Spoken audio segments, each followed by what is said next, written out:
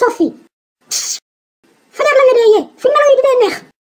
Amadou 9h jot na xanaa jagi woo.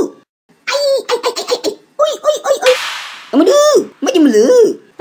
papa sama biir bi moo dee métti uy jugul ñu dem hôpital.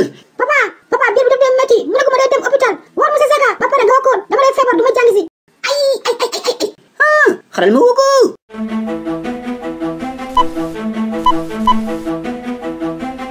allo monsieur Seck man la Xaali.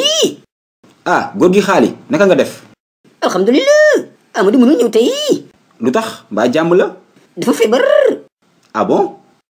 waaw y a pas de souci monsieur Xaali. ok merci hein. les enfants Amadou est malade c'est pourquoi il n'est pas venu aujourd'hui. monsieur Amadou feebarul de. démb waxoon na dafay daw jàng tey seen waa ko ñoom mat xaalis. ah bon. attends su ma wàccee jaar seen kër comme ça mu mën a prévenir papam.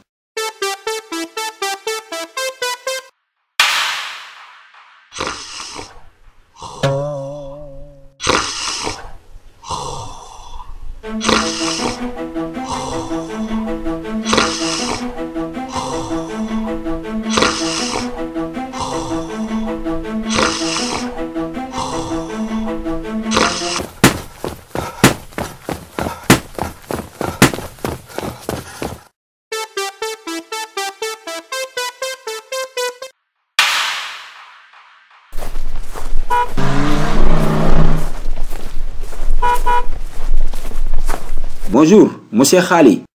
Monsieur Seck ana Amadou. mais góor gi Khali yow ma war la laaj Amadou nga ma koy laaj. dama doon nelaw yow gisuma ko. monsieur Khali loolu sax moo ma fi indi Amadou feebarul woon de.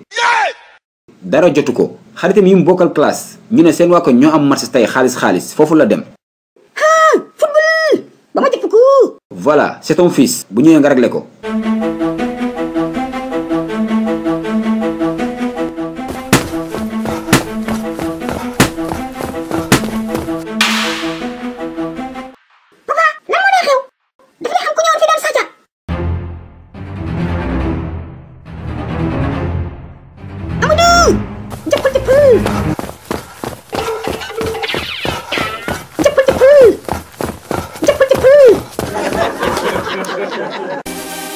xew amatina de xale yi seen livre les courses de Suluxu ñëwatina tome 2 ak tome 3 bi génn na de waaw te bii ba dafa ànd ak lu bees tak non seulement dañu yokk page livre yi ba 60 waaye dafa amaale ay question de compréhension pour améliorer intelligence xale yi livre Suluxu bu bees bi am na solo de mani ku gaaw la def commande doo am si livre yi de xale yi gaaw leen woo seen papa ak seen yaay ñu defal leen commande si numéro boobee ngeen di gis man moom defal naa commande sama doom ak samay jarbaat yàgg na ku yéex ñaar gaaw leen